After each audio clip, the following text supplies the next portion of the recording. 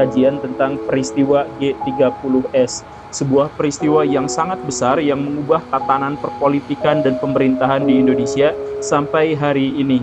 Kita akan membahas ini bukan hanya dalam satu teori, tetapi dalam 8 teori. Kenapa? Saya paparkan 8 teori ini karena saya berniat kapan-kapan ingin memaparkan teori saya sendiri tentang apa yang terjadi dalam peristiwa G30S.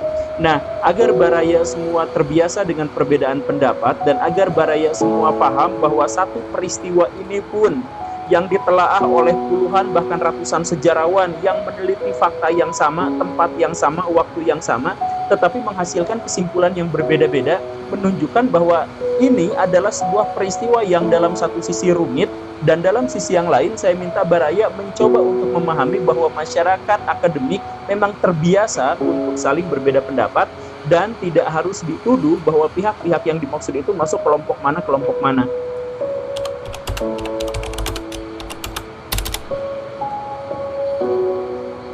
Teori dari Ben Anderson, dia bilang bahwa G30S itu pelakunya adalah angkatan darat. Jadi ada perpecahan dalam angkatan darat. Satu hal yang harus ditekankan, baraya dengerin baik-baik, yang melakukan kudeta itu adalah angkatan darat, itu tentara. Untung itu gelarnya letkol, berarti dia tentara. Yang menculik jenderal-jenderal, yang menangkap jenderal-jenderal itu berseragam tentara. Yang diculiknya juga tentara. Kemudian yang memberantas G30S itu juga tentara. Kalau semuanya tentara, kata Ben Anderson, kenapa mikir-mikir bahwa dalangnya itu adalah pihak lain? Jelas ini adalah tentara, tapi tentara di sini pecah jadi dua kubu. Kubu pertama itu adalah kubu tentara tua seperti Ahmad Yani, Suprapto, Panjaitan. Mereka adalah orang-orang yang sangat kaya sehingga dibenci oleh kelompok-kelompok tentara yang lebih muda. Mereka kaya, leha-leha, ketika Indonesia semakin lama semakin dekat ke komunis, mereka yang diharapkan akan membendung itu malah leha-leha, hidup bermewah-mewahan dan dekat dengan Soekarno. Itu kelompok tentara pertama. Kelompok tentara kedua itu adalah diantaranya Soeharto, Nasution, Ali Mustopo dan sebagainya. Itu berpikir Indonesia itu darurat, sebentar lagi mungkin komunis akan berontak. Tapi kenapa ini si jenderal-jenderal ini malah leha-leha? Maka Soeharto dan lain-lain itu dan anak buahnya itu bikin sebuah kudeta untuk membunuh jenderal-jenderal itu yang memang sudah tidak layak menjadi jenderal karena membiarkan Indonesia dalam keadaan yang carut-marut di satu sisi, dan di sisi lain pengen mengambil alih pemerintahan agar tidak diambil sama komunis. Maka dalam versi ini Syam Kamaruzaman itu adalah agen angkatan darat untuk komunis. Dia yang merekayasa bagaimana caranya agar komunis itu yang nanti disudutkan ketika angkatan darat yang berselisih ini ribut. Jadi angkatan darat muda versus angkatan darat tua perang. Karena mereka tentara, mereka tentu saja bertindak secara strategis. Setelah kejadian itu, maka mereka harus cari kambing hitam. Kambing hitam dalam hal ini adalah komunis. Begitu.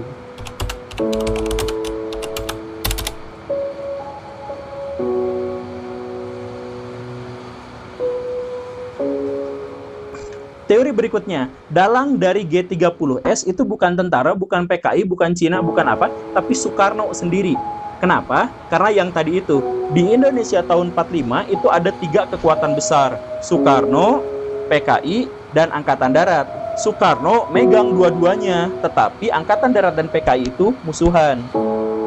Ketika Indonesia sedang ribut dengan negara-negara lain gara-gara Indonesia keluar dari PBB dan konfrontasi dengan Malaysia, dan ada serangan dari berbagai arah, wajar kalau Indonesia minta bantuan Cina untuk dipersenjatai itu angkatan kelima.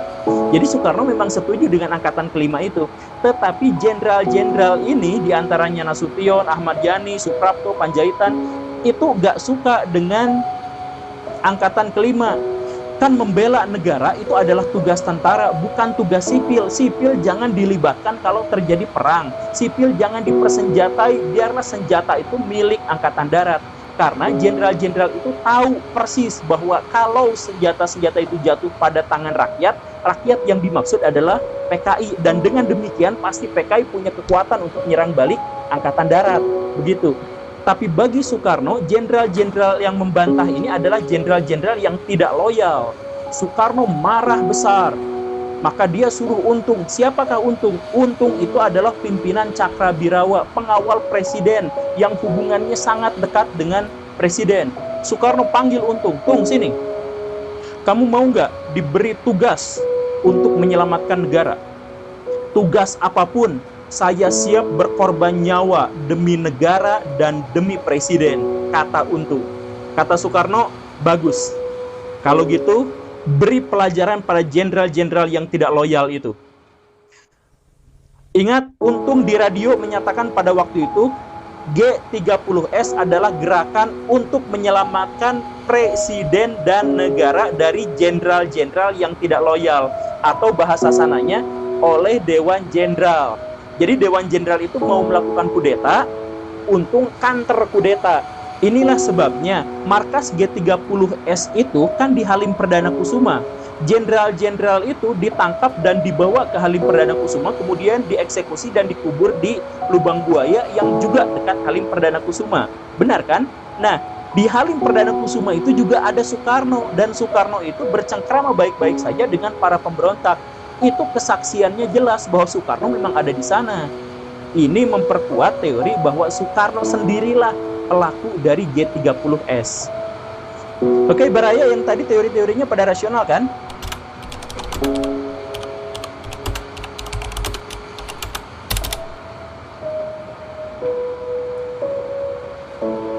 Oke, teori selanjutnya adalah teori bahwa dalang dari G30S itu adalah CIA, agen rahasia Amerika Serikat. Bagaimana ceritanya? Tentang alasan Amerika Serikat mau menggulingkan Soekarno dan menghabisi PKI itu sudah kita ketahui. Yang tadi itu, bahwa di era Perang Dingin, Amerika Serikat tidak mau ada negara sekaya dan seluas Indonesia itu pro-komunis. Cara yang ditempuh CIA adalah sederhana. Syam Kamaruzaman, yang tadi katanya dalam satu versi menyebut itu adalah agen PKI, yang lain menyebut itu adalah agen Angkatan Darat, di versi ini menyebut bahwa Syam Kamaruzaman itu adalah agen dari Amerika Serikat. Dia mata-mata CIA.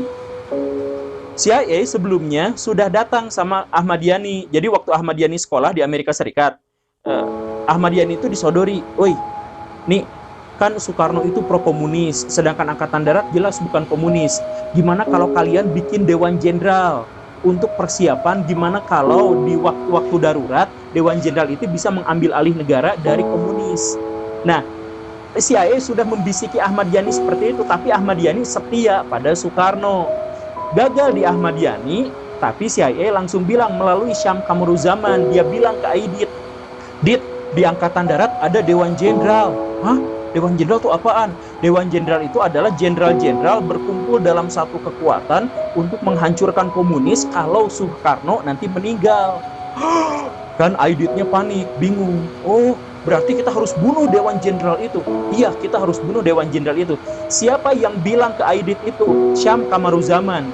Siapa Syam Kamaruzaman? Menurut Aidit, Syam Kamaruzaman adalah agen PKI untuk memata-matai Angkatan Darat, sehingga Aidit percaya sepenuhnya pada Syam Kamaruzaman. Tapi dalam versi ini, Syam Kamaruzaman menceritakan berita palsu tentang adanya Dewan Jenderal karena dia bekerja pada CIA. Maka di situ yang paling diuntungkan adalah Amerika Serikat. Indonesia masuk lagi ke PBB, kemudian menjadi sekutu lagi Amerika, kemudian di Asia Tenggara, negara terbesarnya sudah anti banget sama komunis, dan Soekarno yang benci sama Amerika Serikat, dan karena dia dekat sama komunis sudah digulingkan. Ini adalah kerjaannya CIA.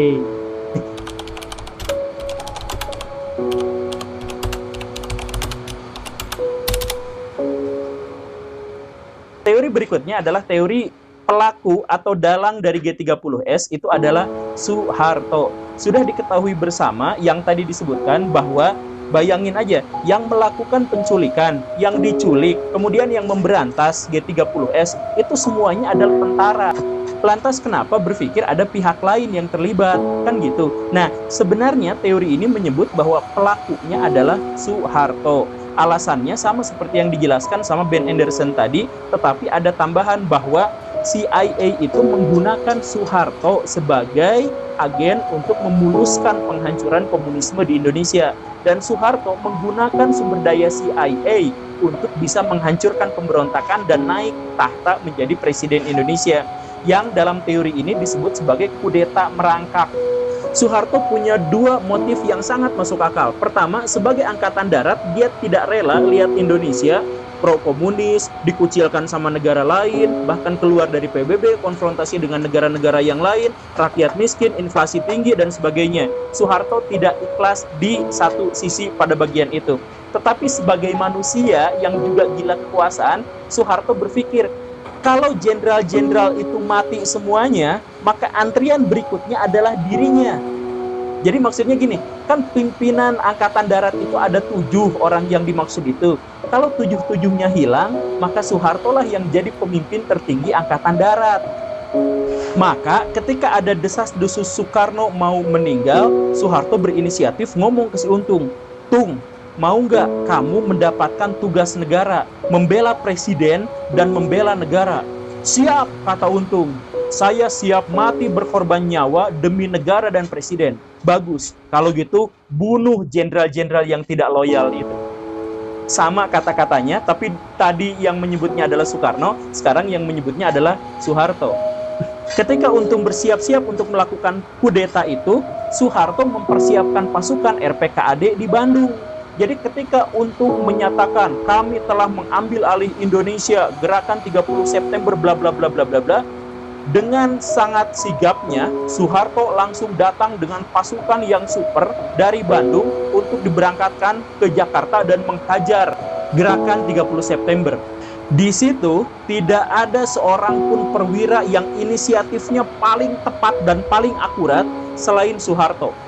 Bahkan Soeharto bergerak sebelum yang lain sadar tentang apa yang sesungguhnya terjadi. Kan peristiwa G30S itu tengah malam.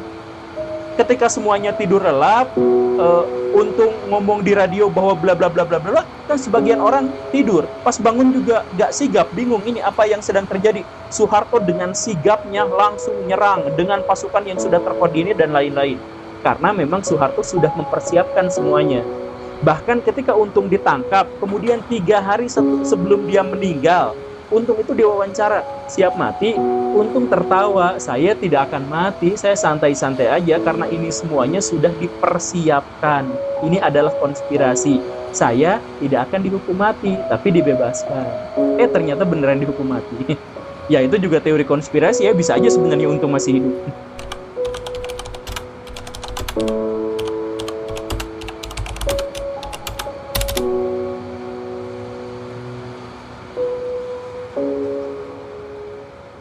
Teori chaos, bahwa sebenarnya tidak ada dalangnya.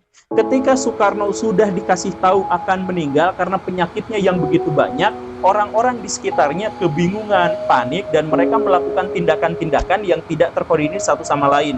Angkatan darat tidak terkoordinir, bahkan PKI juga tidak terkoordinir. Ketika terjadi gerakan 30 September, media-media PKI ada yang setuju, ada yang kontra, yang menunjukkan bahwa mereka tidak ada dalam satu komando yang sama. Inilah yang menyebabkan Soekarno nanti bilang bahwa sebenarnya gerakan G30S itu adalah gerakan yang diciptakan oleh orang-orang PKI yang keblinger.